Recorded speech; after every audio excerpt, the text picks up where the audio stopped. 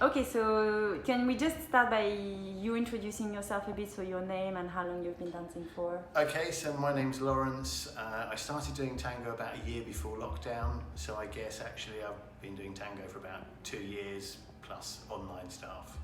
And how was your tango before you joined the retreat? I was fairly confident in my dancing, my musicality, though that's changed because I have more understanding of that musicality. But my biggest fear in tango was milongas and dancing with people I didn't know.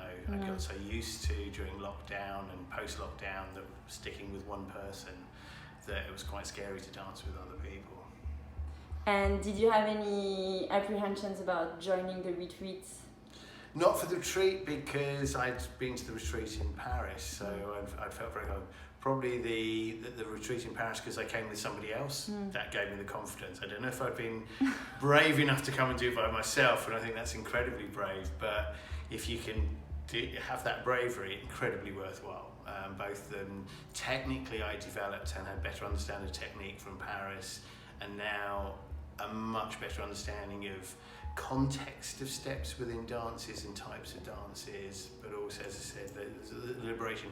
I felt free to dance rather than free to be bound by choreography and having to know steps. Oh, cool. And if we go back to the program and the retreat, what was your favorite moment during this retreat and or favorite part? All of it, to be honest. It's going to take a while to digest it and go through.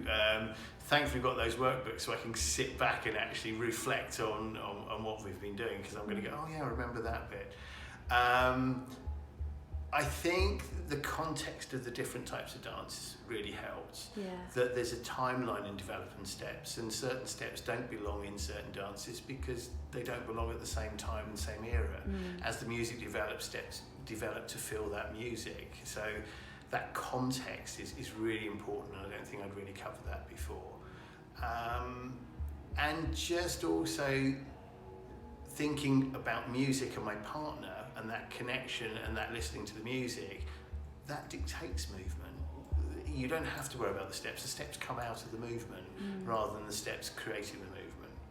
So I think that's probably the biggest turnaround in my head that I've had. Amazing. And so how do you think how has your tango changed after the retreat? Oh, much more liberated, much more free. I'm dancing now. I'm not going out and doing choreography.